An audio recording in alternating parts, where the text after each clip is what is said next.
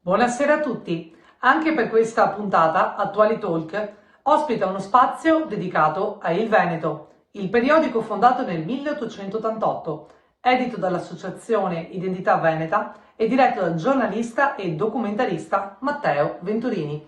Oggi, all'interno del programma Attuali Talk che vedrete tra poco, parleranno gli amici di Ritorno al Futuro Italia, quindi racconteranno un po' questo film che quest'anno ha fatto un anniversario molto importante. Ma senza indugio arriviamo al Veneto e al cinema. Dovete sapere che il Veneto e il cinema hanno un rapporto d'amore lunghissimo, soprattutto la città di Venezia. Ora vi citerò qualche film, qualche opera girata all'interno del capoluogo veneto per invogliarvi magari a riscoprirlo. Parlando del panorama recente, abbiamo del 2014 il film di Ron Howard, Inferno, che è stato girato a Venezia per alcune scene, oppure il film The Italian Job. Restando nel panorama internazionale abbiamo registi come Woody Allen che l'hanno scelta, hanno scelto la città veneta, e poi anche The Tourist con Johnny Depp e Angelina Jolie.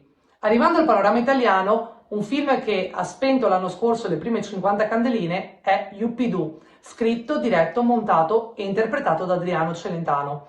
Un musical atipico che racconta le vicende di Felice, un barcaiolo, un gondoliere, che si trova nel dubbio tra due amori, l'amore della moglie e l'amore di una seconda donna del quale si invaghisce. Il tutto viene arricchito da musiche e da atmosfere surreali e molto particolari. La particolarità di Yuppidoo, per cui ve lo suggerisco se non l'avete mai visto come film, è quella di girare in luoghi inusuali di Venezia, come al di sopra di Piazza San Marco, dove si trova la torre dell'orologio, quello con tutti i segni zodiacali, un luogo che è solitamente chiuso al pubblico, ma Celentano negli anni 70 riuscì a girare alcune scene lì. Quindi è anche un modo per vedere una prospettiva inedita, una Venezia diversa da quella che siamo abituati a frequentare e a vedere ogni giorno. Poi dobbiamo riconoscere anche la Venezia reale e quella fittizia, perché vi sono film come il film americano Casanova del 2004 che invece rappresentano una Venezia creata in studio cinematografico, quindi non sono stati girati nel territorio. Ad oggi il territorio veneto risulta essere di grande interesse. Per citarvi due film recenti abbiamo in questi giorni ancora nelle sale Le città di pianura, che è stato girato a Venezia e nei dintorni, oppure film come Il rapimento di Arabella che sono stati girati anche nella zona del Polesine. Quindi il Veneto ad oggi è una regione molto ricca che attira produzioni sia italiane che internazionali.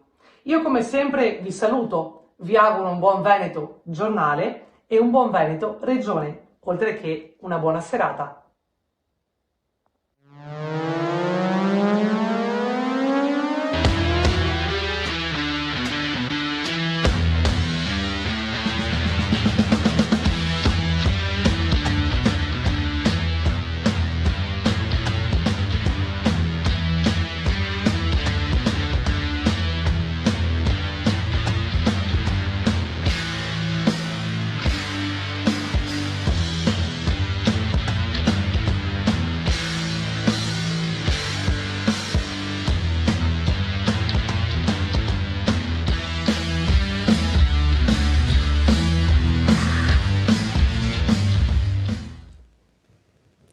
Buonasera e ben ritrovati ad Attuali Talk. Io sono Matteo Venturini e anche questa sera siamo in diretta su Caffè TV24, un canale raggiungibile attraverso l'88 per il Friuli Venezia Giulia, il 112 per la Lombardia, mentre per il Veneto orientale abbiamo l'85, il resto del Veneto 133 o anche a livello nazionale, selezionare la Regione Veneto e Caffè TV24.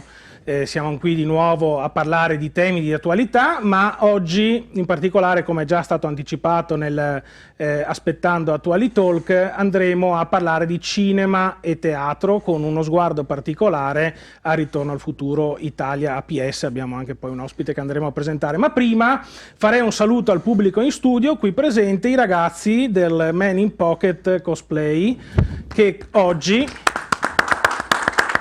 come vedete, vestono i personaggi principali di Ritorno al Futuro, la trilogia. E andiamo ai saluti dei nostri ospiti in studio. Partiamo da Fabio Casetto. Ciao Matteo e buonasera, ben ritrovati a tutti. Diego De Francesco, regista cinematografico e teatrale, oltre che attore professionista. Grazie, buonasera a tutti, buonasera.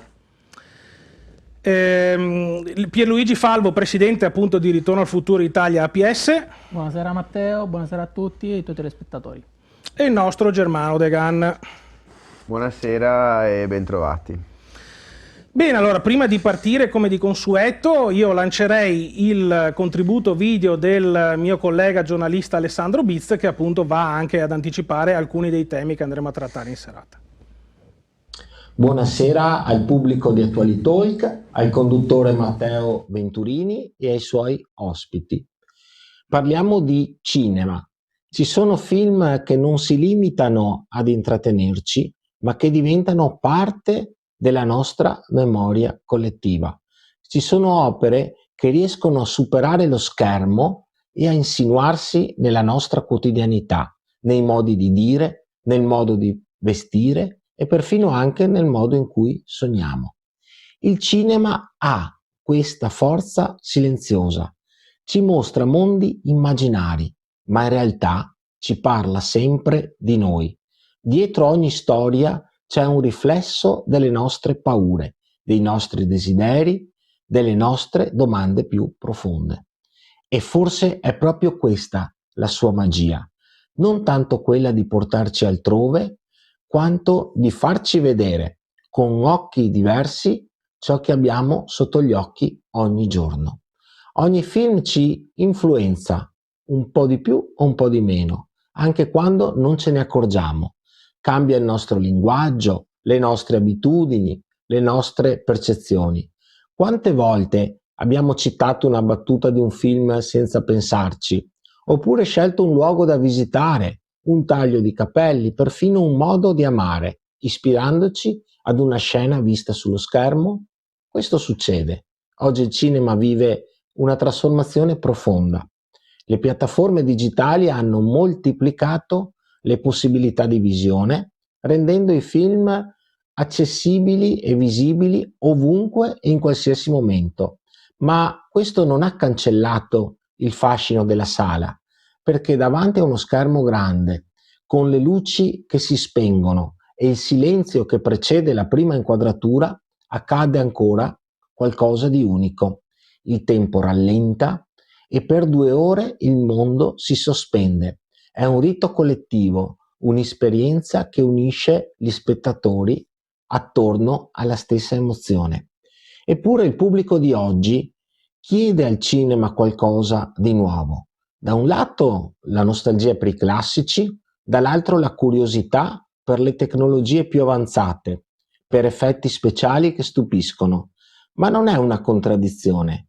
Il cinema continua ad esistere proprio perché sa tenere insieme tutto questo: leggerezza e profondità, divertimento e riflessione, passato e futuro.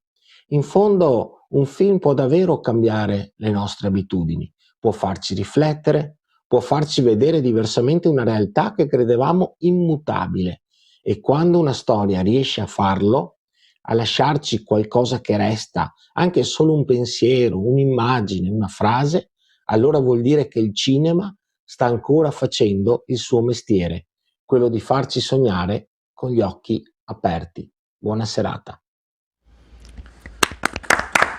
E grazie ad Alessandro Biz, come sempre molto prezioso con i suoi contenuti. E iniziamo con i nostri argomenti. Una prima domanda intanto, allora andiamo a capire perché questa sera siamo qui. Quindi siamo qui innanzitutto sicuramente per l'anniversario dei 40 anni di Ritorno al Futuro da una parte, e dall'altra l'ultima fatica del docufilm Il Bacco da Seta 3.0. Partiamo allora appunto da Ritorno al Futuro con Pierluigi. Esatto Matteo, abbiamo da poco festeggiato i 40 anni di uscita dal primo film. È stata ancora una volta l'occasione per ritrovarci insieme a tanti fan della trilogia, per questa visione collettiva al cinema, come i nostri amici dei Men in Pocket, con tanti altri cosplay insomma in giro per l'Italia. È stato veramente bello perché è una trilogia, è un film che continua a resistere alla prova del tempo. Insomma, siamo arrivati ai 40 anni non per caso. C'è grande soddisfazione perché anche quel giorno insomma il film è stato il più visto al cinema. È stato classificato numero 1 al box office con quasi 40.000 persone che sono accorse al cinema a vedere il film.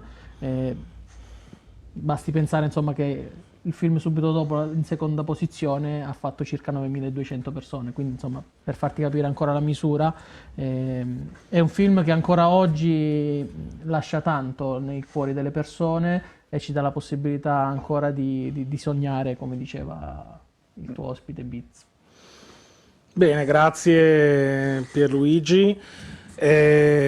Diego, abbiamo parlato di Il Bacco da Seta 3.0. Certo, beh, siamo reduci insieme anche perché abbiamo lavorato, abbiamo fatto una corregia insieme, soprattutto anche perché... E anche con Germano, che è qui Beh, questa qui il sera, nostro quindi. attore che si è prestato, e anche qui si è parlato di viaggi nel tempo, perché poi il documentario è un viaggio nel tempo. Però bisogna capire perché in un certo modo c'è il Sì, viaggio nel tempo, perché infatti, è colpa mia, ecco, quindi... Sì, ma perché appunto, e difatti c'è anche un easter egg all'interno del documentario, faccio un piccolo spoiler, se avrete modo di vederlo c'è un piccolo riferimento a Ritorno al futuro, soprattutto perché abbiamo lavorato insieme, è stata la nostra prima collaborazione che ci ha portato anche alla Mostra del Cinema di Venezia, che è stata una grande soddisfazione, soprattutto per capire poi il meccanismo a livello produttivo e anche per riuscire a portare alla Mostra del Cinema di Venezia, che sembra scontato per noi Veneto, per chi abita in Veneto, però è una mostra che è rinomata a livello mondiale. E soprattutto perché ci abbiamo lavorato 2 anni, siamo partiti da una stesura del tuo testo, abbiamo cercato di dargli una forma, facendola diventare non solo un documentario, classico documentario, ma una docufiction. Difatti poi anche Germano si è prestato nei panni di uno dei protagonisti principali della storia poi di Alessandro Gioda, e vederlo poi cambiare nel tempo, cioè partire dal 2025, tornare indietro fino ad arrivare ai primi anni 20, ecco, è stato un po' un mix che ha dato forma a tutto il documentario. Insomma, è stata piacevole e spero ce ne siano altre, ecco, siamo partiti e aspettiamo la seconda storia, Matteo. Ne aspettiamo un'altra, ma ce ne saranno anche altre, speriamo. Certo. A questo punto mi riallaccio direttamente con Germano, visto che insomma siamo freschi di argomento. Siamo freschi, è stata per quanto mi riguarda un'esperienza molto bella, formante, sia dietro la cinepresa, cioè sia recitando, ma anche poi per tutto quello che è stato la presentazione del film. L'abbiamo presentato alla Mostra del Cinema, poi la prima proiezione invece è avvenuta in un cinema a Padova, qui a Padova, e anche lì abbiamo avuto modo di, anzi lì soprattutto abbiamo avuto modo di rapportarci anche col pubblico che era presente in sala per la prima volta. È stato un viaggio nel tempo, a ritroso, e però alla fine c'è stato anche un momento in cui le varie epoche presentate nel docufilm a un certo punto si ritrovano, e questa anche è una cosa molto particolare e che secondo me è riuscita molto bene. Ecco, io devo aggiungere una cosa molto personale, tra l'altro io ho voluto coinvolgere, l'ho voluto veramente io fino in fondo, Germano nel nostro docufilm, per varie ragioni e soprattutto per questo ruolo che in un certo modo fa questo salto nel tempo, anche perché in gioventù noi abbiamo condiviso alla grande proprio Ritorno al futuro, e quindi come grande passione, insomma è doveroso, ecco, dire anche questo. In più un'altra cosa molto interessante è che Germano, come tutti gli altri attori, non hanno visto il film fino alla vera prima, quindi per loro è stata una gran sorpresa. Che di norma è così, Certo, non è sono così io il scontato. neofita, quindi... Sì, perché hai fatto anche il doppio ruolo, ovviamente. Certo. Oltre a documentarista, anche attore. Però io l'ho visto per primo, insieme a te, quindi... Beh, eravamo in sala di montaggio beh, insieme. certo. Quindi, Passo la parola a Fabio per chiudere il cerchio. Allora, visto che adesso siamo tornati al discorso di Ritorno al futuro, magari vuoi aggiungere qualcosa?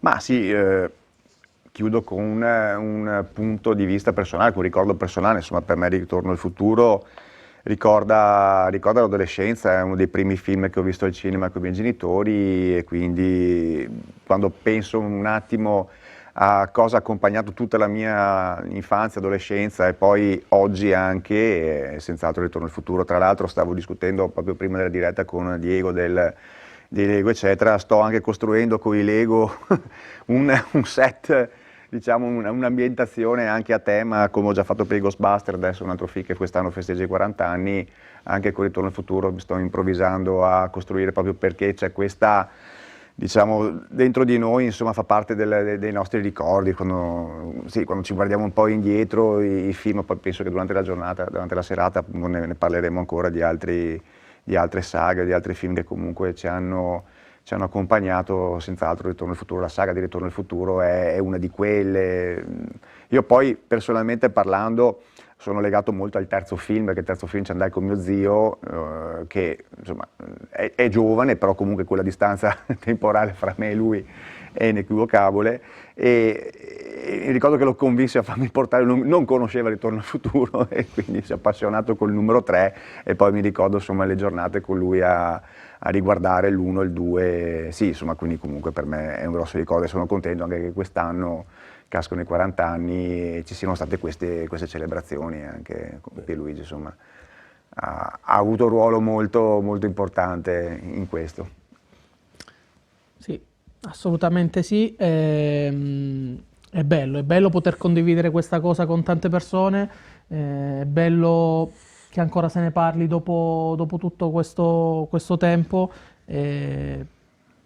Spero solo che questa memoria, insomma, è un po' quello che facciamo noi anche con la nostra associazione, con i nostri soci, insomma, con cui condividiamo questa passione.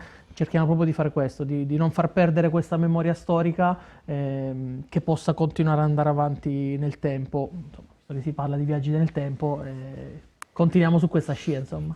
Ma non solo, perché poi l'associazione ha diverse attività, magari approfittiamone, visto che uso il plurale perché anch'io ne faccio parte in maniera molto attiva, mi occupo dell'ufficio stampa, quindi... Esatto, ecco. esatto. Vabbè, ovviamente l'occasione dei 40 anni è stata quella, insomma, di fare tanti eventi anche a Corredo, ma sicuramente quella più importante che abbiamo portato avanti quest'anno è stata la mostra Back in Time The Exhibition, che abbiamo inaugurato il 3 maggio a Marcallo Concasone in provincia di Milano. È un'esposizione che ha al suo interno più di 100 memorabilia originali, lo ricordo per chi ancora non è venuto a trovarci, e insomma, invito tutti a farlo. Più di 100 memorabilia originali, auto insomma, repliche fedeli delle auto che abbiamo visto all'interno della trilogia, ed è un percorso veramente nei 3 film, insomma. Varie ambientazioni, un set cinematografico, un bar in stile anni 50, insomma, che riprende un po' quello che era il Lu Café del primo film. Veramente siamo riusciti in qualcosa di fantastico, anche grazie alla location, perché è una villa del Settecento, questa villa Beretta Magnaghi, che è una splendida veramente cornice, che ha esaltato tantissimo tra l'altro l'esposizione. Siamo aperti ancora fino al 30 novembre, tante persone sono venute a trovarci, hanno condiviso con noi questa cosa, insomma l'invito è quello di venirci a trovare ancora fino a fine mese, perché per chi è amante della trilogia poter vedere davanti ai propri occhi degli oggetti che ha visto invece solo dietro uno schermo, tra l'altro alcuni pezzi unici, è veramente una sensazione unica, e quindi insomma vi aspettiamo a Marcallo. E ricordiamo anche che entro fine mese c'è un'altra cosa, un'altra scadenza. Entro fine mese c'è un'altra scadenza perché insomma essendo noi un'associazione cerchiamo sempre di poter offrire insomma alle persone il massimo che possiamo, però per fare questo, come tutte le associazioni, abbiamo necessità di fare anche delle raccolte fondi, e in occasione di questo 40° anniversario abbiamo aperto questa raccolta fondi per questo mese di novembre, e insomma, partecipando a questa raccolta fondi c'è anche la possibilità di portarsi a casa la maglietta ufficiale che abbiamo creato, e quindi insomma chi vuole aiutarci a portare ancora in giro il verbo, come lo chiamo io ogni tanto, insomma, potete sostenere le attività dell'associazione, potete portarvi a casa anche la maglietta celebrativa di questo 40° anniversario. Andando sul sito ritornoalfuturitalia.it. Esatto. ovviamente l'associazione a livello nazionale, quindi questa sera rispetto magari ad altre puntate siamo molto seguiti un po' in tutto lo stivale, da una parte e dall'altra. So per certo, infatti ci tenevo a salutare un paio di persone, uno è Achille H Teletalk e un altro è Damien, che sono sicuro ci seguono e hanno diffuso diciamo l'annuncio della nostra puntata, e quindi con piacere li saluto. Passiamo a Diego. Dunque, sei impegnato nell'insegnamento di cinema da un bel pezzo, anche teatro, e coinvolgi anche diverse fasce di età. Cosa vuol dire oggi insegnare teatro e come si comportano le persone, magari rispetto a qualche anno fa? Dipende. Dipende da fascia di età. Con questo voglio dire, tutte le persone che vengono in laboratori, oltre al mio, anche in altri laboratori, vengono con l'idea appunto di mettersi in gioco e di provare che cos'è il teatro, cosa vuol dire immedesimarsi, giocare, perché poi il teatro arriva tutto dal gioco, anche nel cinema. Quello che un po' dopo il Covid è cambiato è il contatto umano. Appunto i rapporti, anche toccare una spalla, stringersi la mano, guardarsi negli occhi è molto molto difficile, appunto che si è persa questa cosa anche gli strumenti tecnologici, l'iPhone, i telefoni hanno creato questo divario.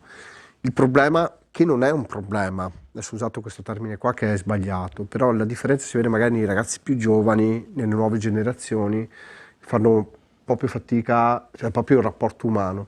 Mettici pure l'intelligenza artificiale, che quella ha dato ulteriore, non dico che è un problema, perché è uno strumento, la tecnologia è come Ritorno al futuro, no? Se Robert Zemeckis non si fosse inventato questo film, perché se pensiamo alla storia con cui è arrivato a farlo e il successo che ha avuto dopo, perché nessuno ci credeva di questo film, poche persone, però è il nuovo che arriva. Cioè, ha cambiato il cinema? Sì, l'ha cambiato, alla grande. Parliamo degli anni '80, appunto, anche l'artigianato del cinema. Adesso c'è l'intelligenza artificiale. Ragazzi che fanno i compiti utilizzando l'intelligenza, oppure più che altro è stata messa lì e nessuno la sta regolarizzando. Adesso la stanno un po' istituzionalizzando, cercando di regolamentare, appunto perché ti ritrovi davanti a una tecnologia che ti risolve dei problemi, perché se hai bisogno di un aiuto è come parlare di guerre stellari come se fosse C3PO, cioè un robot è lì e chiedi, è fatto apposta. C'è questa, ne parlavamo anche con Fabio prima di iniziare, appunto c'è questa differenza qui. Metti tutte queste cose qui, piano piano il rapporto umano che il teatro lo richiama, e lo richiama anche il cinema, perché due attori devono recitare, un attore e un'attrice devono abbracciare, le scene di bacio, che sono scene intime. Se è cambiata questa componente qui, non c'è più il rapporto umano, non è che non c'è più, è cambiato, bisogna un po' ritornare alle origini. Cosa succede? In un laboratorio le persone ritrovano questo, difatti un laboratorio di primo livello, chiamiamolo base, propedeutico, è proprio l'avvicinamento del contatto, verbale, visivo, di contatto, che basta anche darsi un abbraccio, non è che deve essere questa grande intimità. Le grandi intimità le lasciamo ai professionisti che lo fanno di lavoro e vengono pagati per fare quello. Chiaro? E, insomma, è questo quello che noto. Con questo noto però anche in più la gente ha voglia di riscoprirci. Però è stata una cosa susseguirsi da dopo il Covid, che ci sembra un'epoca lontana, ma è recentissima. Cioè, noi abbiamo iniziato, per fare la parentesi, col documentario, eravamo poco dopo il Covid. Sì, praticamente sì. Quindi abbiamo visto questa. Ma tra l'altro, ecco, tu hai detto delle cose sacrosante, cioè la socialità, la comunicazione, eccetera, sono aspetti che tra l'altro io insegno a livello sia universitario ma anche di alta formazione, e più o meno, voglio dire, il tuo è un approccio prettamente legato al teatro, il mio è un approccio più scolastico, però di fatto sono aspetti che si riscontrano dalla mattina alla sera, e problematiche create appunto dal Covid, come hai detto, che adesso stanno un po' diciamo risolvendosi, perché il tempo sta passando, e per fortuna dico anche. Sì. Però approfitto, visto che abbiamo qui anche Germano, che io lo so perché appunto lo conosco molto bene, ma tanti anni fa ha avuto esperienze di teatro anche a livello scolastico e più di recente appunto a livello cinematografico. Quali sono secondo te le differenze? Dove le vedi le differenze essenzialmente in questo? Beh, volevo riallacciarmi intanto al discorso di Diego, perché è verissima questa cosa del Covid, perché un anno, 2 anni, 3 anni di tempo non durano lo stesso tempo per persone con età diverse, e in particolare per dei bambini, ragazzi, adolescenti, preadolescenti, in 3 anni cambiano da così a così. Okay? In 3 anni crescono tantissimo. 3 anni tra i 35 e i 38 non sono come 3 anni tra i 14 e i 17. Per questo è molto importante, secondo me, l'attività di teatro, anche l'attività appunto che svolge Diego, e in generale per tutti i ragazzi sarebbe importante fare almeno una volta un corso di teatro, una recita di teatro, per mettersi in gioco, per imparare sia a relazionarsi con gli altri, sia a relazionarsi anche con il pubblico. Per quanto riguarda la mia esperienza, io l'ho vissuto quasi sempre, praticamente sempre per gioco, dalle scuole medie in cui si facevano le recite, poi alle scuole superiori, sempre con il teatro scolastico abbiamo fatto tournée un po' in tutta Italia. E poi di recente anche, probabilmente grazie al fatto che sto a Venezia, ho avuto modo di fare la comparsa in film abbastanza importanti, o la comparsa o il figurante speciale. Ed è un'esperienza che per chi non avesse mai provata consiglio assolutamente di provare. Esistono corsi a tutti i livelli, corsi a tutte le età, e qui c'è anche una persona molto brava, molto esperta, che questi corsi li tiene, insomma. Grazie. Però io voglio entrare nel vivo, voglio ricordarti che quando molti anni fa abbiamo fatto gli animatori abbiamo recitato, per esempio una su tutte Il Signore degli Anelli, dove io ero il nano Gimli, quindi insomma è un po' in contraddizione a tutto. Tu che parte facevi? Non mi ricordo. Non te lo ricordi, è passato troppo tempo. È passato molto tempo, però... Eri un hobbit sicuramente. No, di sicuro non ero Frodo, perché me ne ricorderei. Ci ricordiamo chi era Frodo, adesso lo salutiamo, Matteo. Sì, è stato molto importante anche quella fase là. Noi eravamo animatori di ragazzini più piccoli, e anche attraverso il teatro nostro era un modo anche per comunicare con dei bambini, logicamente in contesti specifici, e quindi era anche un modo per avvicinare generazioni diverse, quello senza dubbio. Fabio? Allora, io non sono né regista né corsista, quindi provo un pochettino a tirare le somme. Poi, allora, per quanto riguarda il teatro, io posso semplicemente, così, sempre memoria dello scambio di prima con Diego, credere che, mi aggancio all'intelligenza artificiale perché è quello che stavamo discutendo un attimino prima, io credo che nel teatro, ma come nel cinema, l'apporto delle nuove tecnologie, comunque dell'intelligenza artificiale, perché di questo si parla prettamente, possa essere utile se ben addestrata, se dietro chi la utilizza c'è consapevolezza e cognizione di causa di quello che si sta andando a realizzare, perché spesso l'intelligenza artificiale non è così intelligente, scusate il gioco di parole, cioè talvolta prende iniziativa e dà delle risposte che non sono esattamente quelle che attendiamo, oppure va a rivoluzionare o a stravolgere, come si discuteva prima della diretta, va a stravolgere tutto il lavoro che magari un regista o comunque uno scenografo, un sceneggiatore ha magari scritto per ore e ore, e si ritrova a dover rimettere mano su tutto il lavoro, quindi comunque, sì, dicevo, un'arma a doppio taglio. Per quanto riguarda appunto il cinema è la stessa cosa, perché di fatto c'è sempre alle spalle una regia che se ne dica, uno dice, vabbè, ma il cinema, il teatro basta andare sul palco. No, non è vero. In questi anni, insomma, conoscendo anche Diego, conoscendo poi altre persone, insomma, che si cimentano, che comunque lavorano nell'ambito del teatro, posso assicurare che è un mondo tanto complesso, tanto quanto il cinema, con delle particolarità, sfaccettature diverse, ma il lavoro che c'è alle spalle è immenso e va tutta la mia stima, insomma, per chi se ne occupa, compresi gli attori poi comunque. Quindi sì, per concludere, insomma, per poi magari ampliare il dibattito successivamente, credo che comunque sia in atto una fase di trasformazione delle arti visive, delle arti del cinema, del teatro. Staremo a vedere come si evolveranno. Fino a qualche anno fa semplicemente parlare di intelligenza artificiale era veramente parlare il futuro, no? Era immaginare un futuro di 20, 30, 40 anni dopo, ma semplicemente così fantasticarlo, perché non avevamo nemmeno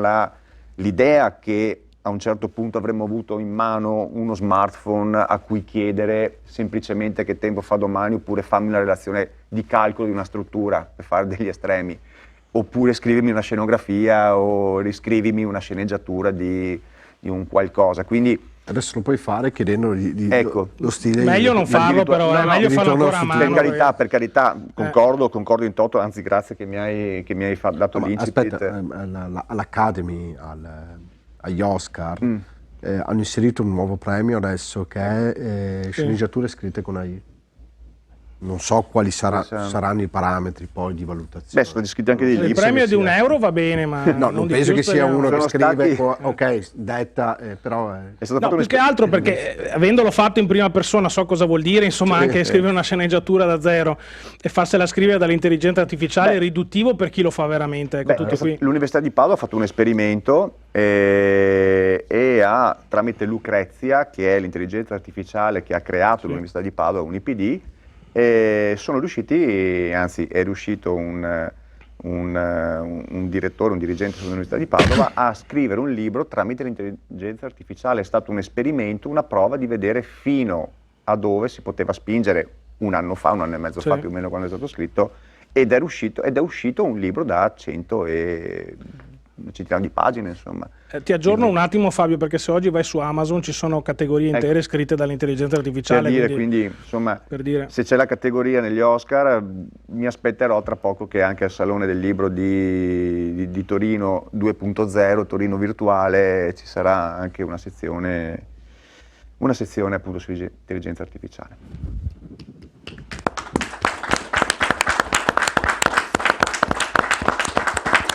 Allora ci agganciamo anche all'argomento che è stato un po' accennato prima: com'è cambiato il cinema di oggi rispetto a qualche anno fa, e soprattutto, e lo chiedo a Diego, pensi ci possa essere ancora spazio per il cinema di una volta o il pubblico chiede novità e tecnologia? Dipende cosa vuol dire cinema di una volta. Di quando? Le storie più... cioè il cinema... Allora, io volevo anche dire... Molti colleghi dicono il cinema italiano è morto. Non è che è morto, si è evoluta la televisione, perché si girano tante fiction Rai, che la categoria dei miei genitori, che hanno quasi 70 anni, guarda molto di più la televisione. Quindi si è sviluppata la fiction, non è che è morto il cinema, si è sviluppata più la televisione. Tornando al discorso Covid, cosa è scoppiato nel Covid? Piattaforme serie a non finire, che fai fatica anche a scegliere, uno perde ore anche a scegliere, ma guardo questa, non questa, guardo le trame. Quindi si è evoluta così. Stiamo un po' tornando indietro, quello sì, perché la gente è un po' stancata adesso. Perché magari c'è chi, adesso ci sono le serie tipo Stranger Things, adesso nomino questa perché quanto manca? Manca poco. Ci siamo. Che c'è Ritorno al futuro dentro, che hanno messo tutto i fratelli, adesso mi sfugge il nome dei fratelli, però hanno messo tutto in quella serie, tutti gli anni '80, e quindi ci si aspetta le serie perché nascono come serie. Però, per fare un piccolo esempio, adesso non per far pubblicità, ecco, però in Strada Battaglia stanno riaprendo il Cineplex, lo stanno rimettendo a posto, lo stanno rimettendo a posto. Perché lo stanno mettendo a posto? Il motivo ci sarà. Nell'ultimo periodo c'è stato, citato prima la Meshua, Le città di pianura, c'è stato un altro film indipendente veneto che è Brenta Connection, che ha riportato la gente al cinema. Secondo me c'è un ritorno al cinema, Quindi c'è un ritorno al collettivismo, nel senso che essere in una sala insieme ad altre persone e guardare un film. Quindi non è un cinema di una volta, è come l'intelligenza artificiale, agganciare un discorso, sta cambiando il cinema, stiamo ritornando a storie più vere, vedi poi adesso tipo, non vorrei anticipare un po' la scaletta, però Dracula, Guillermo del Toro, hanno fatto Frankenstein, no?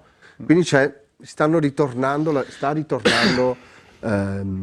gente sta ritornando al cinema e quindi secondo me c'è una riscoperta di una genuinità, di una semplicità, quello sì, quella semplicità che è anche la Ritorno al futuro, perché è semplice la storia, però cos'è che ci entusiasma?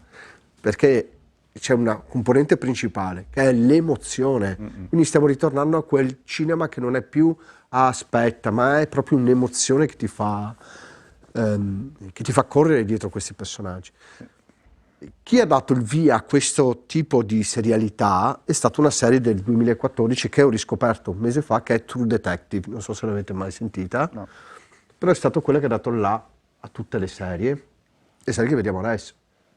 Perché prende quella serie là? Perché è un noir, è un giallo, ci sono sbalzi temporali, però è emotiva, tu segui l'emozione dei personaggi, perché se non è solo la storia che regge, è come viene realizzata dal regista e quante emozioni ti dà. Ritornare al Ritorno al futuro è semplice, ok, ci sono i paradossi temporali, però è talmente semplice che arriva, ma ti innamori dei personaggi, ti innamori della storia perché vorresti essere tu. Quindi forse stiamo ritornando a quello, a riscoprire le emozioni, ecco. Pierluigi. Sì, Ho detto sono stati toccati tanti argomenti interessanti. Allora, sul discorso della tecnologia sono assolutamente concorde con quanto già detto, nel senso che quello che sta cambiando è proprio il discorso tecnologico, nel senso c'è tanta innovazione adesso che entra anche nel mondo del cinema, anche un po' col discorso dell'intelligenza artificiale che si è appena detto. Mi aspetto assolutamente che da qui all'immediato futuro anche questa intelligenza artificiale entri in maniera abbastanza preponderante anche nel mondo dell'intrattenimento, del cinema. La cosa mi preoccupa un pochettino, devo essere sta già sincero. succedendo con Sora, poi anche, sta proprio... La cosa mi preoccupa un pochettino, non per l'innovazione tecnologica in sé, perché l'innovazione tecnologica, come diceva anche Fabio, insomma, se è ben circondata e ben utilizzata, è un plus sicuramente. Quello che mi preoccupa è un pochettino anche perdere quelle qualità di attori, di doppiatori, di scrittori, che è quelli che hanno fatto anche un po' grande l'Italia negli ultimi anni, no? Certo. Nel recente passato. Quello mi dispiacerebbe un pochettino. Poi sicuramente, ecco, da dopo il Covid, con l'ingresso insomma di tutte le piattaforme di streaming, quello che hanno fatto probabilmente è andare anche un pochettino, passatemi il termine, a fare breccia nel cuore delle persone che magari un po' pigramente magari avevano un po' difficoltà ad uscire, ad andare al cinema. Allora dice: io comodamente seduto da casa mia mi guardo quello che voglio. Però invece, riallacciandomi a quello che ha detto Diego, dove il cinema può veramente ripartire è veramente nella parte emozionale. E porto di nuovo l'esempio appunto del 40° che abbiamo festeggiato a Ritorno al futuro. 40.000 persone sono andate a vedere il film al cinema. Sono tutte persone che probabilmente avranno visto centinaia di volte il film al cinema. Quindi cosa le ha spinte ad andare a vederlo in una sala cinematografica? È probabilmente proprio quello, è l'emozione di farlo insieme. Ok? Magari tutti vestiti a tema, di condividere con la persona a fianco le battute. Ecco, probabilmente se il cinema riesce a riportare in auge quella parte emozionale, può essere veramente la chiave di volta per una ripartenza molto più efficace. Poi se ci metti una DeLorean davanti al cinema funziona ancora meglio. E lì hai vinto. Perché no, lo dico giusto per anche un po' promuovere la nostra associazione. Noi facciamo da tramite per le varie iniziative e abbiamo tutti i contatti dei possessori di DeLorean in Italia. Fra le varie cose che facciamo stiamo cercando di fare una mappatura delle DeLorean e dei proprietari presenti sul territorio nazionale, in modo che se qualcuno ne ha bisogno, insomma, per eventi privati, feste o eventi grossi come questi, ci può contattare e noi, insomma, gli troviamo la possibilità di avere anche una DeLorean, che è quello che abbiamo fatto in collaborazione con Nexo Studios, portando le DeLorean su alcuni cinema che ne avevano fatto richiesta. Fabio? Allora, ci sono secondo me due tipi di fenomeni da analizzare. Uno è il progresso tecnologico, che abbiamo appena comunque sviscerato, e l'altro è il cambiamento sociale. Il cinema va di pari passo con entrambe. La società degli anni 50 era diversa da quella degli anni 60, come lo era quella degli anni 70, 80 e via dicendo. Anche se oggi, 2025, parlare di 40 anni fa sembra ieri, però se nell'85 parlavamo del 45 era tutto un altro mondo, era un altro pianeta, non c'era neanche materiale audio-video sufficiente per rivivere i ricordi. Oggi abbiamo i ricordi del passato, ma li abbiamo non solo perché magari li abbiamo vissuti in prima persona a seconda dell'età, ma anche perché la tecnologia ci porta in un attimo a rivivere velocemente e fedelmente e anche a colori dei ricordi di 40 anni fa. Parliamo di un film che è dell'85, questa era il terzo serata, Ritorno al futuro è dell'85, sono 40 anni fa. Ecco, quindi dicevo, la tecnologia si è evoluta, ci ha aiutato nel rivivere film di 40-50 anni fa e trasformarli in cult, e paradossalmente penso anche a Matrix. Quando arrivò Matrix Ha rivoluzionato tutto, c'è proprio lo spartiacque ante-Matrix, cioè pre-Matrix e post-Matrix, è stato proprio uno spartiacque pazzesco. Non trovo, magari aiutatemi, non trovo un altro fenomeno cinematografico. Vabbè, Titanic per certe, però Matrix più di tutti secondo me. Sì, ma proprio ha cambiato il concetto proprio, ma anche di scrittura. Ma anche di scrittura. Ha cambiato. Ripresa, scrittura, tutto. Sì, ha preso il mondo delle anime, che fino allora non era così all'interno della cinematografia, l'ha preso, l'ha inserito in un contesto nuovo. Il bullet time, tutta la tecnologia che noi vediamo in questi rally, È una cosa pazzesca. è stato un po' il pilastro, quello che ha aperto i 2000. E parliamo del 25 anni fa? Sì, 99. 99, ecco, quindi. Estate 99 uscì. Ecco.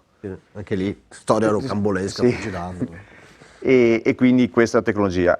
E dicevo prima, la società è cambiata, l'America di 50, 60, 40 anni fa è diversa da quella da oggi. L'Italia, che veniva raccontata nelle commedie l'italiana degli anni 80, io sono un fan di Vacanze di Natale 83, è diversa dall'Italia di oggi. Per quanto certe realtà sono ferme a quel periodo, però mediamente la società è cambiata, è diversa. Oggi stiamo cercando di rivivere quegli anni perché erano gli anni della spensieratezza, gli anni dove bene o male si stava bene, dove comunque tutto era molto più facile, dove non c'era nel bene o nel male non c'erano i social network, quindi era anche tutto veramente diverso e anche più lento da narrare, da raccontare, però fatto sta che anche nei social che abbiamo oggi ricordiamo quello che era il passato. Apro e chiudo parentesi, abbiamo festeggiato i 40 anni al cinema. Mi fa molto piacere che ultimamente, negli ultimi 2 o 3 anni, ogni 40esimo, 30esimo è diventato un evento cinematografico. Ho partecipato anche a quello dei 40 anni di Vacanze di Natale, era sold out già da una settimana prima e io mi ricordo andai vestito da Cortina 83 e come me mi sono trovato persone praticamente veramente che erano ancora inglobate, non erano ancora usciti da Corso Italia di Cortina, per dire, Ma della infatti, posta. per tornare un po' al discorso di prima, di quella parte emozionale, probabilmente il cinema in questo momento ha bisogno di questo e le persone soprattutto hanno bisogno di questo. Tant'è vero che questi eventi di compleanni, diciamo, chiamiamoli così, si stanno ripetendo. A dicembre adesso ci sarà... E i Goonies. Adesso sono tutti uno dietro l'altro, ma a dicembre per esempio torna al cinema, ma ho perso l'aereo. Giusto, è vero. Home Alone. Esatto. Quindi come vedi vengono riproposti tutti questi compleanni al cinema proprio perché probabilmente le persone, la gente ha bisogno di un po' di questa spensieratezza, di tornare un po' a quelle storie che nella loro semplicità riescono ad arrivare. Il Ritorno al futuro, abbiamo perso l'aereo, poi c'è Die Hard, con Bruce Willis. Per noi sapeva, adesso il problema è adesso che si fa fatica ai ragazzi, con te dice, vabbè, tornando al discorso di prima, distinguere la realtà dalla finzione, c'è questo argomento, no? Noi lo sapevamo che era finto, però era bello, sapevi che era impossibile, anche a 10 anni sapevi che era impossibile, però ci faceva allo stesso tempo emozionare, ma faceva anche ridere. Quello è un po' come wrestling, dai, alla fine. Sì. Tutti sanno che non succede niente, ma è divertente, punto. Però ha creato un mercato. Sì, certo. Sì. Adesso non mi ricordo come si chiama il fondatore, però ha creato un sistema. Germano. Io volevo riallacciarmi un po' alla domanda iniziale, no? Sul cinema, sta cambiando con la tecnologia, cosa succede. Secondo me grazie. Allora, la tecnologia, condivido quello che è stato detto, è uno strumento, ok? Dipende da come la si usa. È innegabile che dal Covid in poi i contenuti multimediali disponibili a tutti da casa sono aumentati in maniera esponenziale, si è ridotta per tanti contenuti la qualità sia della sceneggiatura che della recitazione che del doppiaggio, e questo è innegabile. C'è da dire che fortunatamente il cinema di qualità c'è ancora, si trova nelle sale, dopo un po' che esce nelle sale rimane sempre meno tempo nelle sale adesso rispetto a un po' di anni fa il film, però il cinema di qualità c'è. Ci sono tanti contenuti in più perché le persone passano anche molto più tempo a guardare serie, a guardare film a casa. Però passando molto più tempo, una parte del tempo viene dedicata, a mio avviso, a guardare serie che servono o film che servono per svuotarsi proprio la mente, no? A fine giornata, così. E però io sono convinto che un film fatto bene comunque riscuote successo, e anzi è facile che un film fatto bene, sottovalutato, riscuota un successo molto maggiore di quanto previsto inizialmente in fase magari di produzione, e questa è una cosa che mi conforta. Mi conforta il fatto che comunque la gente continui ad andare al cinema e che ci siano prodotti di qualità. Logicamente nel mare magnum della produzione mondiale, cinema di qualità ha una proporzione magari minore rispetto a quanto poteva essere una volta, in cui venivano prodotti molti meno contenuti e quindi ci si lavorava, a tutti i contenuti prodotti si lavorava molto di più. E quindi questa cosa qua. E adesso vi faccio una domanda molto interessante. Quale saga faresti rivivere con un seguito oppure con un remake? E ripartiamo da Pierluigi. Allora, Mi viene spontaneo chiedere, ovviamente, sei il presidente di Ritorno al Futuro Italia. speravo non mi facessi questa domanda. No, allora, io parteggio per quanto riguarda Ritorno al Futuro con diciamo, la maggioranza, quindi assolutamente no, Ritorno al Futuro. Facciamo un applauso. Grande, bravo.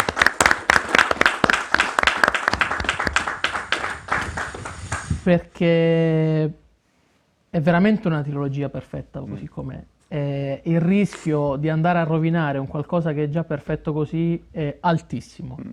Altissimo, perché poi le dinamiche che portano a fare dei contenuti oggi sono diverse da quelle che hanno portato a fare dei contenuti allora. Allora si pensava veramente a creare qualcosa che potesse emozionare, qualcosa che potesse arrivare. Oggi si pensa a fare qualcosa che possa portare incasso, insomma le dinamiche della costruzione sono completamente diverse. Quindi con quella voglia lì si rischia veramente di rovinare tutto. Poi vabbè, i produttori insomma hanno sempre ribadito in più occasioni che finché loro sono in vita non Certo. verrà fatto nessun contenuto nuovo, quindi per il momento va bene così. Una cosa che invece mi piacerebbe rivedere, che non è una saga, ma ad oggi è rimasto sempre un film unico, sono i Goonies. Varie volte, insomma, negli anni si è parlato di fare un qualcosa di nuovo. Sembrerebbe che è la volta buona, l'ultima notizia è di aprile, che effettivamente stanno lavorando a una nuova sceneggiatura. Quindi, insomma, è più che altro, ecco, questa curiosità di vedere un qualcosa di nuovo. Con i Ghostbuster si è riuscito sì e si è riuscito no, dipende, non è stato un granché. Con gli ultimi due prodotti più o meno, diciamo che forse hanno aggiustato il tiro rispetto invece alle precedenti prove che hanno fatto. Non sarà mai l'originale, ovviamente, però Però hanno diciamo dovuto che richiamare gli attori storici, almeno per un cameo, per forza, per arrivare a perché quei livelli almeno. se fai quel tipo di produzioni lo fai principalmente per andare a pescare, diciamo, nella memoria storica, nel cuore, diciamo, dei vecchi appassionati, quindi non puoi non portare sullo schermo gli attori storici, insomma. E Diego, allora a questo punto voglio sapere anche, No, stiamo qua visto che hai una certa esperienza, qua oltretutto, un'ora Diego. adesso. No, veramente. Potremmo fare una puntata solo per Solo per questo diventa un dibattito. No, allora, Quanto tempo avete da casa? partiamo un po' da... cerchiamo di ricollegare un po' tutto. Allora, un conto sono i remake e i reboot, come è capitato con Ghostbusters Legacy. Ok, minaccia glaciale. per farle ritornare anche alle nuove generazioni, quindi è stata questa l'operazione. Conto Guerre Stellari che invece è lineare, perché ha fatto una saga di 9 film, sì. 9 film, ed è una saga appunto. E da lì sono nati gli spin-off. Per tornare al discorso, anch'io non sono tanto favorevole ai remake e reboot, appunto. Oltre ad essere fan di Ritorno al futuro, io sono un fanboy di Alien, tutta la saga. Beh, avete visto, hanno girato, cioè c'è Ridley Scott che sta cercando di mantenere il controllo, no, li giro io, perché sennò succede quello che tipo Alien Romulus, non so se avete visto, hanno rimasticato 3 film dentro, è carino, è bello, però dici, ok, dov'è l'originalità? Hanno fatto una serie che è Alien Earth, di Disney Plus, anche lì interessante l'approccio, però è una rimasticatura. Quindi, per tornare al discorso di Pierluigi, io cioè, se bisogna fare un remake o un reboot, bisogna capire, l'operazione Ghostbuster è arrivata, però per toccare le nuove generazioni. Lasciamoli così e racconto questo aneddoto molto molto breve. Siamo negli anni 80, film E.T. Dopo gli attentati alle Torri Gemelle nel 2003, un produttore ha chiesto a Spielberg, mi pare che doveva fare, non so se era un anniversario o fare una versione deluxe del film, chiese in una scena, la scena quando i ragazzini volano con le biciclette, di togliere digitalmente i fucili dagli agenti della CIA. Quindi Spielberg, proprio gliel'hanno chiesto perché sai, c'è stato il terrorismo, c'era l'ondata, c'era il timore, la tensione, toglile perché rende un po' più fruibile. Allora lui digitalmente riprese la pellicola, voleva fare un deluxe e fece togliere i fucili e mise le ricce trasmittenti, ok? Anni dopo lui ha detto no, ha rimesso i fucili, un'operazione, mi pare in 40 anni se non ricordo bene, li ha rimessi perché ha detto come Ritorno al futuro, io non posso snaturare. Il Ritorno al futuro racconta l'85, non posso andare a snaturare quegli anni perché racconta quella storia, è un film, è come un libro, racconta quella storia, quel momento e quell'epoca. Quindi tornando al discorso di te, lui disse Spielberg, io non potevo, cioè, i fucili c'erano perché in quell'epoca c'erano i fucili, perché l'America è quella, ok? Quindi ritornando, il remake, farli, sì, ok, favorevole sì e no, capire come, per non rischiare di fare dei flop o di rovinare ciò che è, come riscrivere i 3 moschettieri di Alexandre Dumas, cioè riscriverli perché? Cioè, l'ha scritto già uno, anzi pensiamo a qualcosa di nuovo. Tra l'altro hai toccato un altro tema che veramente potremmo stare qui a parlarne una settimana, non 3 giorni, rifare dei grandi classici in chiavi moderne, utilizzando quello che è un po' il politically correct, tutta una serie di cose. Qui veramente apri un altro mondo che... Anche come qua ci tra- vorrebbe una puntata solo Sì, per una questo. puntata. Allora, io sto riguardando, perché sto lavorando con gli allievi di un laboratorio del Rabbit Hole di Bassano, una collega, sto lavorando appunto su una commedia che è, adesso lo dico, si chiama Volevo essere James Bond. Stiamo riprendendo con i miei allievi, alcuni più giovani non sapevano neanche che fosse James Bond, e sto riguardando tutti i 25 film.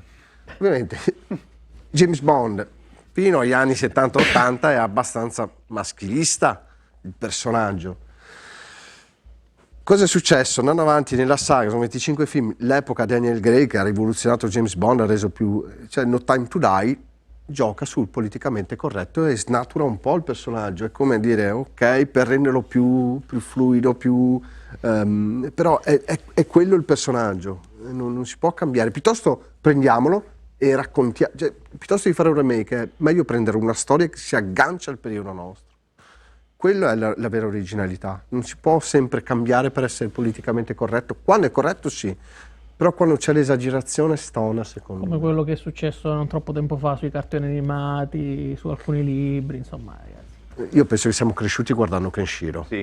non siamo diventati serial killer. No. Ed per era, carità. ed era già censurato, eh? Ed era già censurato. quindi- Ok, non è successo niente. C'era Tetsuo Ohara, poi al comics, è arrivato il maestro, però siamo cresciuti con quella generazione là e sapevamo che quello era finto, cioè ci intratteneva, era emozionante, punto. Secondo me questa è un po' la deriva, l'esagerazione. Il fanatismo quasi. Prima di passare la parola a Germano, volevo dire anche la mia, visto che sono un grande appassionato, sì, di Ritorno al futuro, ma anche di altri film, in particolare L'esercito e le 12 scimmie, per me è stato un film, a parte che anche lì c'è... Ma tu ci hai invitato qua, ci vuoi male, stiamo qua. Ecco, Lo stavo in questo pensando caso prima. sono d'accordo con Pierluigi, Ritorno al futuro non si deve toccare, mentre L'esercito e le 12 scimmie è già stata fatta un'operazione perché hanno fatto una serie purtroppo poco conosciuta e purtroppo non tradotta nella sua ultima edizione, che è la quarta. È stata fatta un'operazione molto forzata ma con un risultato discreto. Ecco, però io farei un remake del film, perché al di là dell'attore, che è grandissimo attore e protagonista, ma è un film così complesso ma così bello, anche perché insomma io ricordo questa cosa qui quando l'ho visto al cinema, ero a San Martino di Castrozza ed ero con mio padre e l'ho visto. Un tempo si poteva fare questo 2 volte consecutive, cioè noi siamo stati seduti, non siamo usciti dal cinema, ce lo siamo rivisti da quanto bello era, ecco. E questo è un film che sicuramente mi piacerebbe rivedere al cinema. Vederlo 2 volte per capirlo. Per capirlo e ancora facevo fatica, esattamente. Un'altra cosa che volevo dire che non abbiamo toccato questa sera ma che è interessante sono quei film che invece richiamano una storia vera, che magari è successa tanti anni fa, anche storie italiane nostre, e poi hanno magari nel tempo visto un libro scritto e poi dal libro si è preso per esempio la storia, hanno girato un film. Uno di questi per esempio è L'Isola delle Rose. Non so se ne conoscete, eccetera. Fatalità, poi così saluto anche il mio editore storico Salvatore Primiceri, lui anzi scrisse un libro per bambini dedicato all'Isola delle Rose, 2 anni dopo, 1 anno e mezzo dopo è uscito il film, quindi insomma è una cosa molto curiosa. Fatalità, ecco, questo non c'entra con remake o cosa, però di fatto è un richiamo a qualcosa di storico che non necessitava di avere effettivamente un film, ma oggi c'è questo desiderio di descrivere la nostra identità. Questa è una cosa molto bella secondo me. Ecco, in quel film lì tra l'altro, che ne ha fatti un sacco perché ci sono diversi film che ha fatto nell'ultimo periodo, come attore principale ha Elio Germano, che non è il nostro Germano, e in questo caso è il cognome, ed è girato anche con una brava attrice che era esordiente, Chanel Francesca Cazzaniga. Ecco, allora adesso passo la parola a Germano per sentire un po' invece la sua versione del remake o cosa. Allora, secondo me dobbiamo pensare, stavo pensando un po' collegandomi a tutto il filone di rifare la stessa cosa o fare una cosa diversa o anche andare al cinema a rivedere lo stesso film, no? Pensiamo all'opera. al teatro, no? La gente continua ad andare a vedere trame già note, arcinote di opere scritte, alcune più di 100, 200, anche più anni fa. E ogni volta si conosce bene la storia, si conosce la trama, si sa come andrà a finire, quindi non c'è l'effetto sorpresa di chissà cosa succederà, ok?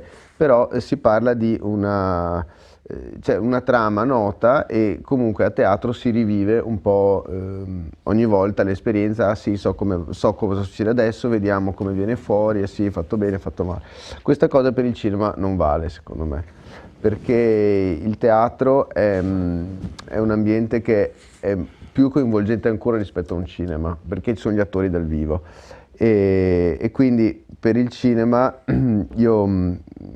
mentre appunto per il cinema il fatto di andare a rivedere lo stesso film anche se si conosce molto bene, secondo me si può paragonare in una certa misura al fatto di andare al teatro, all'opera, a vedere uno spettacolo di cui già si conosce la trama e l'epilogo. Per quanto riguarda appunto invece i remake nel cinema, io sono d'accordo con gli ospiti di oggi che già quando si traspone un libro in film, chi ha letto il libro dice no, ma non era proprio così, questo si è fatto in modo diverso. Trasporre un film in altro film, veramente il rischio sia di deludere gli spettatori, che poi è la prima cosa, no? La più importante, e sia anche di snaturare il film, è molto alto. Sono andato a vedere la settimana scorsa Bagonia, un film che è al cinema in questo periodo, che è un remake di un film coreano. Okay? Io non avevo visto il film originale in coreano e quindi non ho avuto quella sensazione di vedere un film già visto.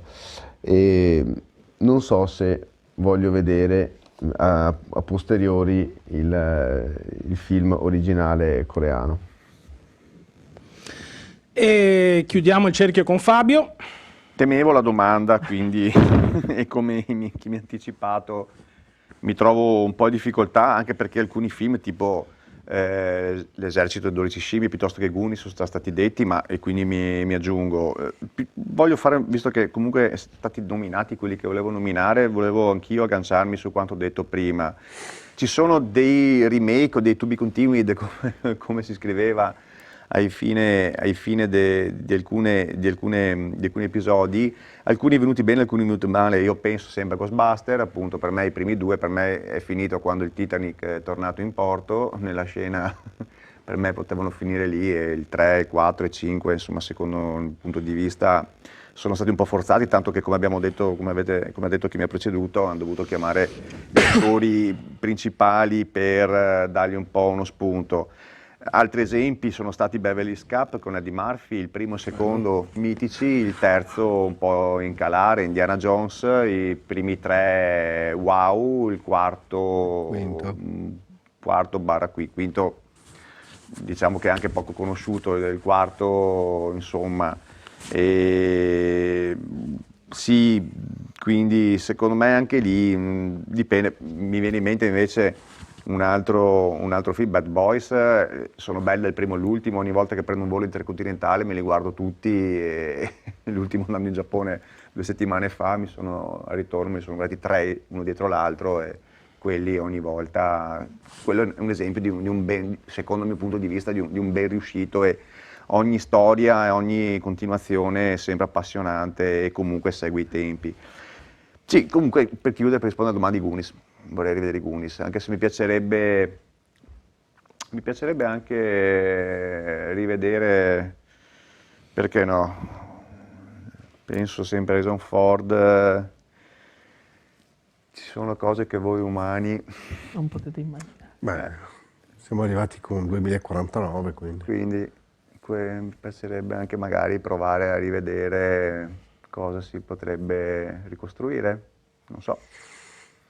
Cosa dite? Inizio a scrivere intanto. Ecco. Mettiamo ChatGPT. Va bene, allora io adesso chiedo alla regia una breve pausa pubblicitaria, non cambiate canale, restate con noi. Grazie.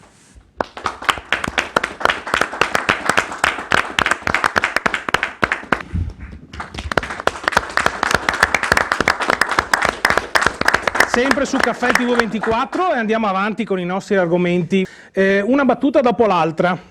Con Leonardo DiCaprio mostra temi molto attuali. Secondo voi il cinema deve far riflettere o soprattutto intrattenere? E ripartiamo da Diego. Tutte e due, una battaglia dopo l'altra nel film.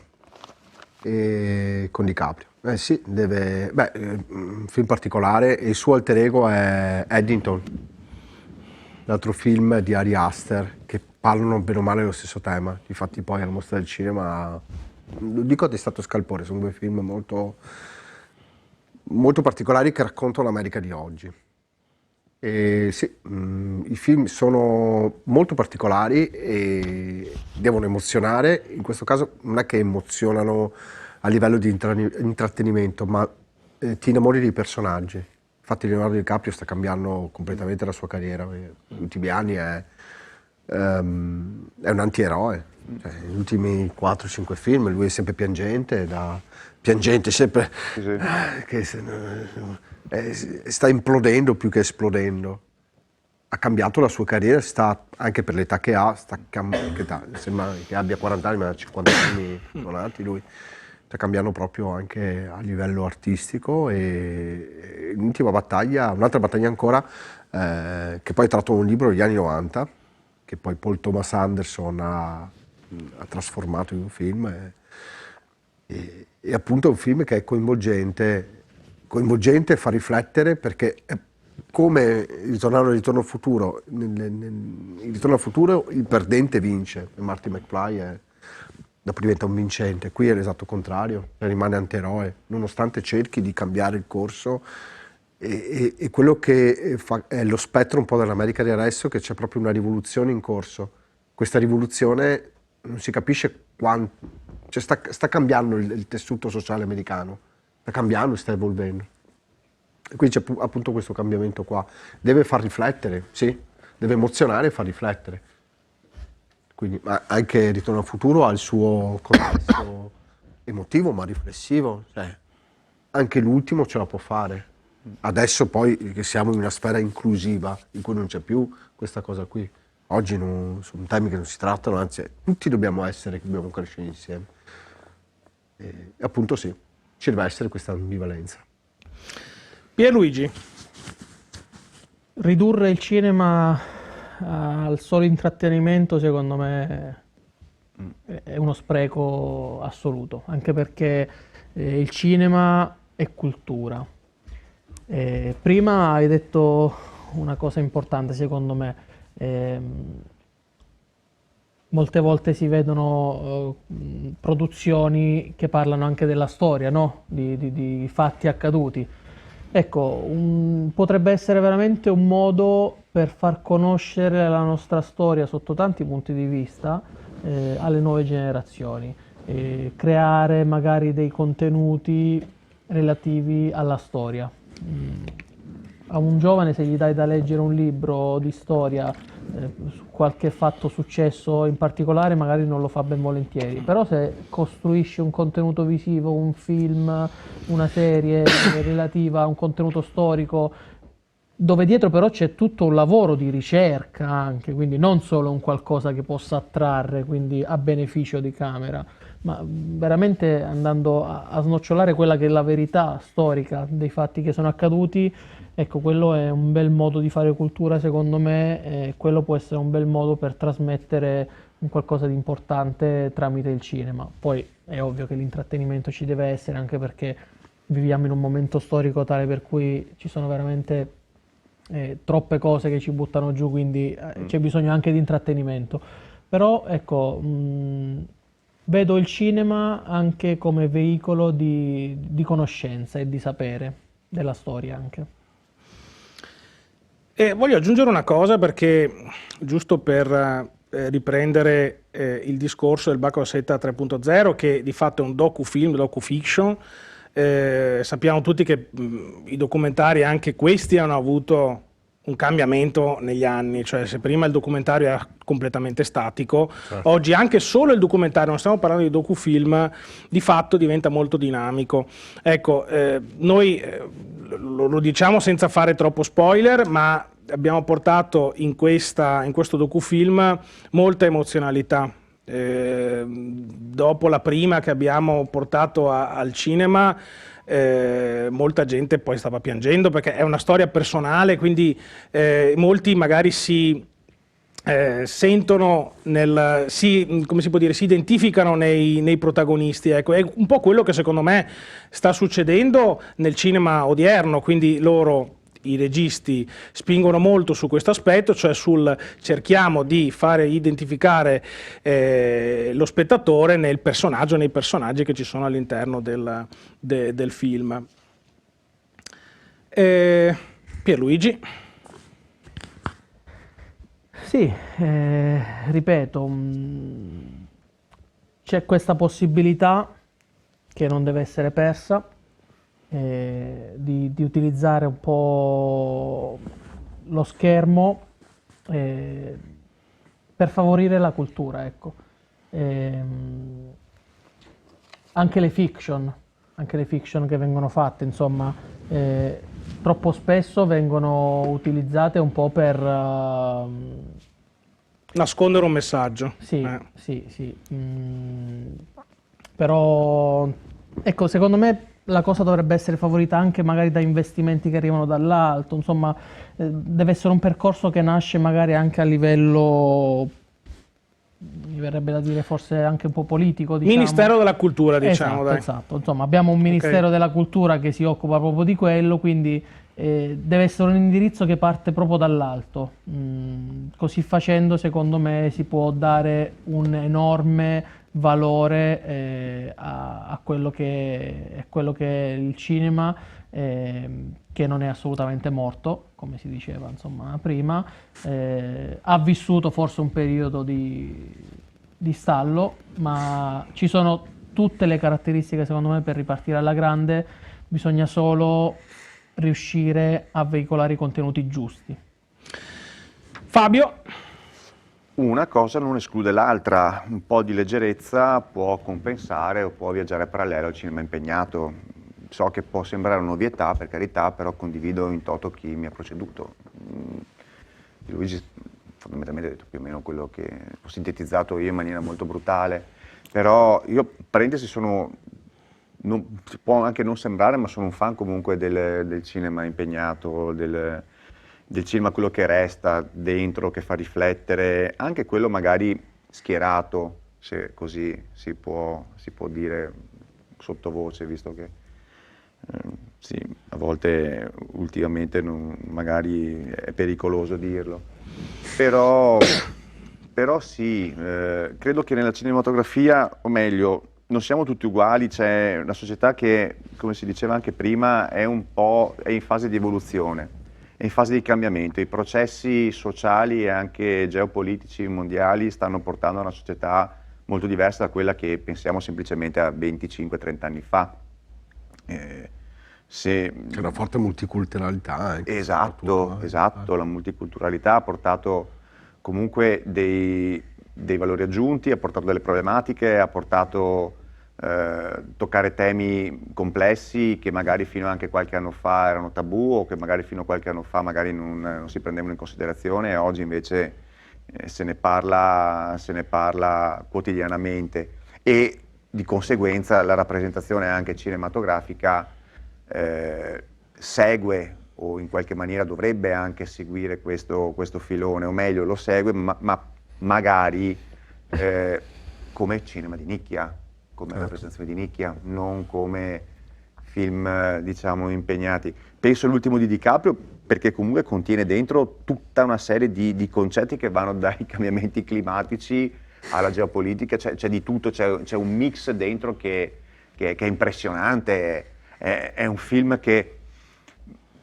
è provante vederlo, non è un film come eravamo abituati, come si diceva prima, no? È cambiato DiCaprio, è un 74, lui ha 51 anni, se non vado errato, di lì, insomma, è giovane, ha qualche anno più di me, voglio dire, non è che insomma parliamo di un attore di Hollywood Tu hai tempi. nominato prima Titanic, non è cambiato, cioè, non è caspita. più il belloccio, No. è cambiato, sta cambiando, proprio sta cambiato. evolvendo. Ma anche il docufilm che fece qualche anno fa, o comunque insomma i temi che sta portando avanti ultimamente dentro e fuori dal cinema. Sì. Beh, sui cambiamenti climatici. Sui cambiamenti climatici, sì, ha speso molto e ci mette dentro ogni tanto la pillola ultimamente, anzi il pillolone nell'ultimo film. E quindi sì, secondo me veramente l'esempio, ecco, grazie Matteo che hai fatto l'esempio di DiCaprio, perché proprio è un film, no, che racchiude tutto l'impegno sociale che c'è, una sintesi di tutto quello che sentiamo nei telegiornali, che comunque di cui veniamo bombardati ogni giorno, sono concentrati in un film che, ripeto, è un film molto interessante, ma bisogna andare un po' preparati, a mio modesto avviso, per vederlo e poi anche in qualche maniera sbobinarlo, perché poi aiuta e porta a riflettere, ecco, quindi sì, ma comunque se noi scartabelliamo un po' sul web, complici anche le piattaforme eccetera, si riesce a trovare ben volentieri sia l'uno che l'altro, dallo svago al cinema impegnato, insomma per fortuna oggi non manca la scelta, bisogna saperla trovare, bisogna in qualche maniera. L'importante è che i film lasciano qualcosa, come può lasciare qualcosa, può toccare, come ho menzionato prima, un film anni 80, come abbiamo parlato prima, uno di qualsiasi, quelli che abbiamo menzionato prima, come appunto l'ultimo di DiCaprio. L'importante è che lasci qualcosa, questo è il mio punto di vista. Beh, anche scusami, Sì. anche Ritorno al futuro, cioè, c'è una critica che fa sottile quando Marty Badadoc degli anni 50 dice che è il presidente, Ronald Reagan, chi l'attore? Capire, cioè, se sotto l'hanno messa, Sottile. è sottile, però sta raccontando il momento, il periodo storico E dell'America. hanno nominato anche Trump, tra l'altro. Mamma ho perso l'aereo, cioè, No, incrocia. anche Ritorno al futuro, Sì? nel 2, sì. Nel 2 sì. Nel futuro, si nomina. Mi viene anche tra l'altro in mente invece, sempre a proposito dei messaggi alle volte che vengono veicolati, no? Un'altra citazione invece nel primo, quando il sindaco, quello che sarà il sindaco, Sì. Ecco, dice, farò il sindaco, Farò il sindaco, diciamo. ma come un Come il sindaco, Sì, dico. adesso non lo possiamo No, dire, sì. però, ecco, per quello che dicevamo prima. esatto. Chiudiamo il cerchio con Germano. Sì, io sono d'accordo con quanto è stato detto e non ripeterò quello che è stato detto sulle varie funzioni diverse del cinema. Vorrei aggiungere solo un'altra cosa che vale un po' per tutte le forme di arte a livello anche non attuale, ma a livello proprio storico. Alcune correnti, tante correnti artistiche che valgono sia per la pittura che per la scultura che per la musica, spesso sono state un po' antecedenti rispetto agli avvenimenti che si sarebbero susseguiti, al di là poi dei contenuti prodotti, ok, all'interno della musica o all'interno della pittura. E quindi sarebbe interessante anche guardare questi film di grandi produzioni che non vogliono essere esclusivamente comici, per esempio, ok? A guardarli sia per i contenuti ma anche per il modo in cui i contenuti vengono presentati, no? Ci sono infiniti modi per raccontare la stessa storia, per far dire le stesse battute, ok, agli attori, però il modo e anche magari il ritmo, ma anche il pathos, no? Con cui vengono appunto sceneggiati e poi recitati certi film, secondo me sono indice della società, di come potrebbero esserci evoluzioni a livello della società da qui ai prossimi anni. Bene, direi una citazione. Lei è licenziato, giusto per rimanere in tema di citazione.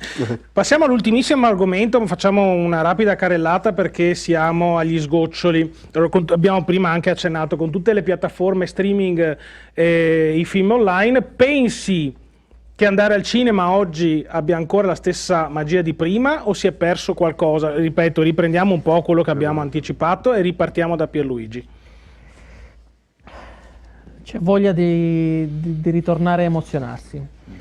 Quindi insomma in realtà è un argomento che abbiamo già affrontato anche un po' prima e ribadisco quanto detto, c'è questa voglia di ritornare a emozionarsi e ripeto, lo vediamo col fatto che sempre più aziende che portano i film al cinema decidono di riproporre insomma degli anniversari importanti di film storici.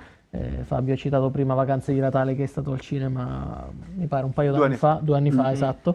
Il nostro che è già stato più di una volta portato al cinema, piuttosto che, come dicevo prima, avevamo perso l'aereo che lo rifanno a dicembre. Io conto che si andrà insomma su questa Frankenstein Junior, che è appena stato, perché c'è questa voglia, quindi ecco.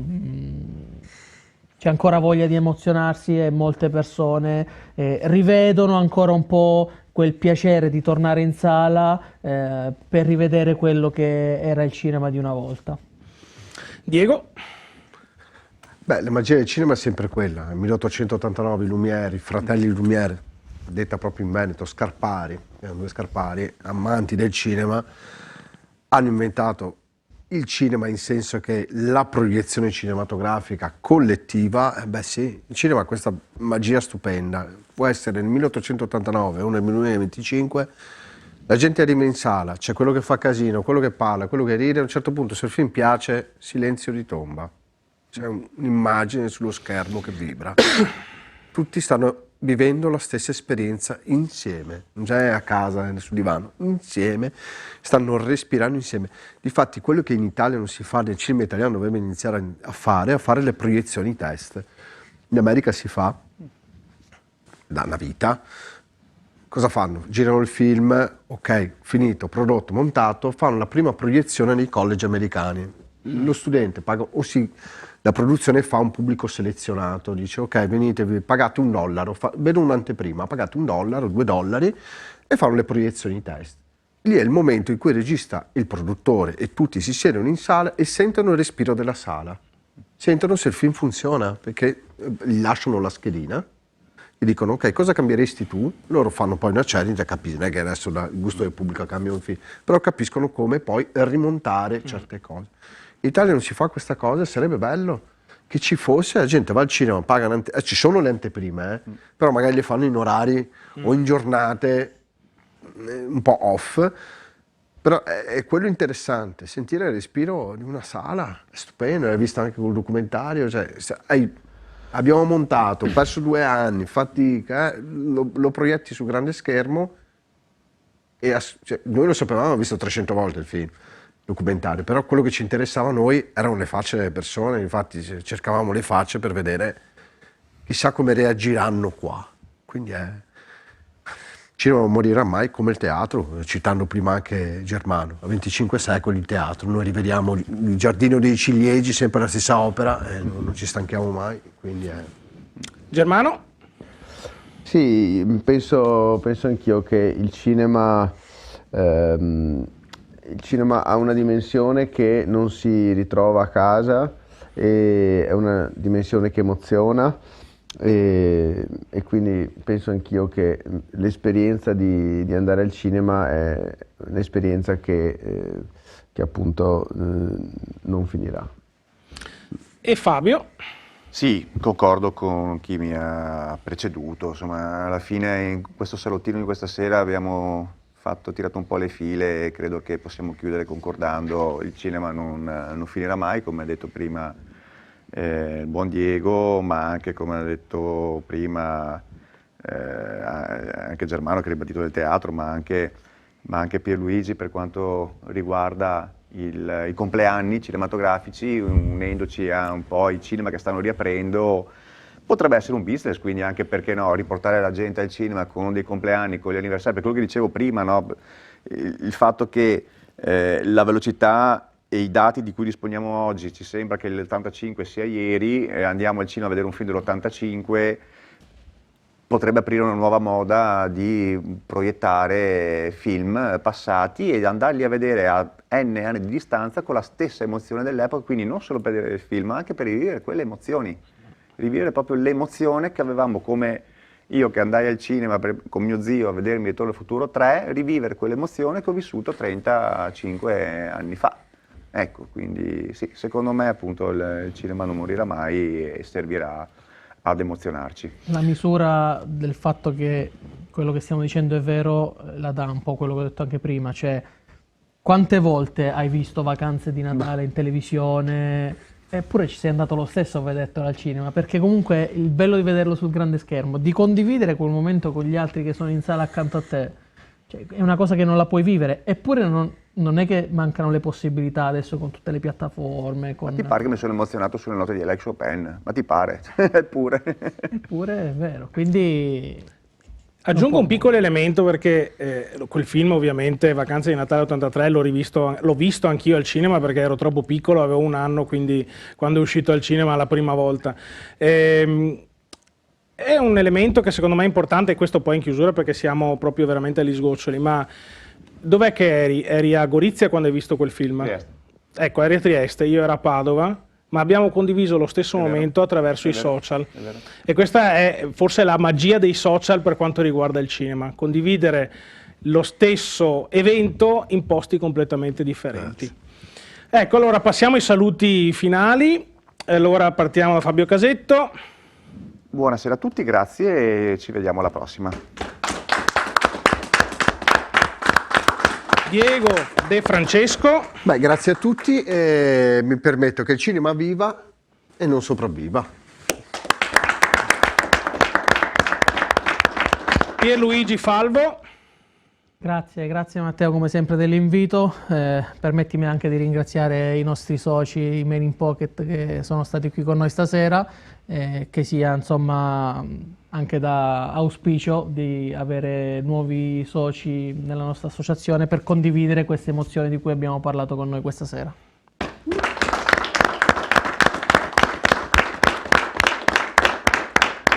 Germano Degan.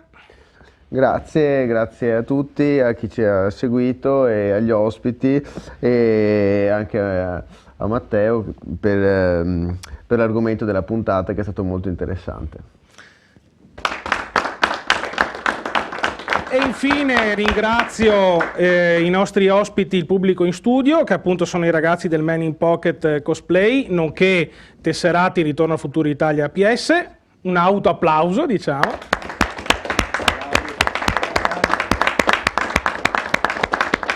Infine ringrazio i nostri telespettatori che ci seguono da casa e ricordo loro che la prossima puntata è fissata per il 25 novembre, sempre alle 21. Io vi auguro una buona notte, grazie e arrivederci.